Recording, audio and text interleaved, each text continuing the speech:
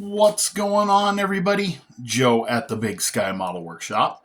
Back again for a Sunday morning model cars and coffee, created, of course, by our good friend Paul at Left Coast Model Car Builds.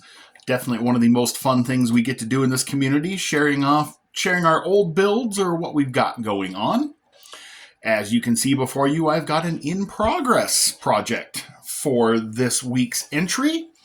I didn't get a chance to finish much of anything this week, but I have been trying to wrap up or at least get some progress made on this GTO. This is part of Lucas C's Facebook page build. It's the Old Goat Challenge, where you take MPC's 67, 70, or 72 GTO and try to make a nice looking model out of it. And the operative word is try. This thing is... excuse me. It's interesting. I'll give you that. It was a nice kit at one time, and the body still looks pretty nice, but it definitely shows its age. There are definitely some weird pieces in and about, but I decided I would try to use a little bit of aftermarket help and see if I could bring this one to life a little bit. So I've got it mocked up. This is its ride height. I'm just using a couple of foam pads each side to hold it. This is where I'm going to set the tire and wheel combo. This is a set of 20 and 21 inch scale Hurst wheels made by Jay's Resins.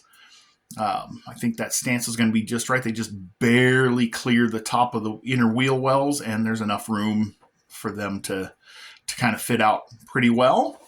The rest of the model is actually white glued together right now, so I can just find all the fitment issues. This grill is going to definitely still continue to take some work. I've been massaging away. I'm not sure how that's going to pan out. The other interesting, cool piece I have in here, that's basically what all the work is for, is because I'm going to use an Iceman Collections LS based. It's a Pontiac tri-power engine.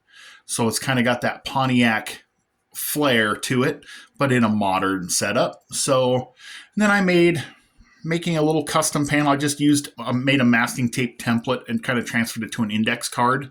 And I'll make a different one and get it to fit, just to cover that really unsightly core support on these. You know how it's got the posts for it. If you've ever had this kit, it's got the promo style posts and the core support, and the way it sits in the kit, it's missing any sort of way to get it to stand up.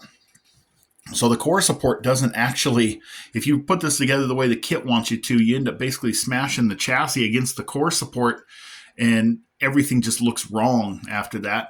So I'm actually using a radiator out of a Monogram NASCAR kit out of the parts box. That got the core support spaced up where I want it. It covered most of that unsightly hole, and then I'll use some black paint and I'll use this little filler panel to kind of mask the rest of that. But it does get that chassis to sit more like it should instead of that nose down kind of stance that the body always seems to have. I think it'll level it out pretty well. So still working on the grill. If I kind of squish and squeeze everything in place, it fits okay. I'm going to have to do something about the chrome plating on it. Mine wasn't particularly good on the bumper. I may mask it off and just do the bumper. And the reason I say that is because the grill detail is nice enough that I would love to blackwash it. But if I spray it in Revell Chrome, that blackwash will ruin it. So we don't want to do that. Underneath, had to do some modification to make this thing fit. I had to cut more of the transmission tunnel. Oh, let me slide that down. There you go. I had to cut the transmission tunnel out to clear the back of that, but the engine and the transmission actually fit pretty well. And then I had to cut out this over here on either side so I could get the headers to clear so that I can get an exhaust system run in, because I cannot do Bluetooth drive shafts and Bluetooth exhausts. It just bugs me. I might Bluetooth the lower radiator hose though. I'm not above that. So anyway, that's what I got going for the time being. I just definitely wanted to be involved in Sunday Morning Model Cars and Coffee to support our good friend Paul and support the community as best I can. So that's what I'm going to be working on today and the next couple weeks. This build goes through the end of the year. Fortunately for me, I've got some time off coming up here. The next big things for me is to figure out color.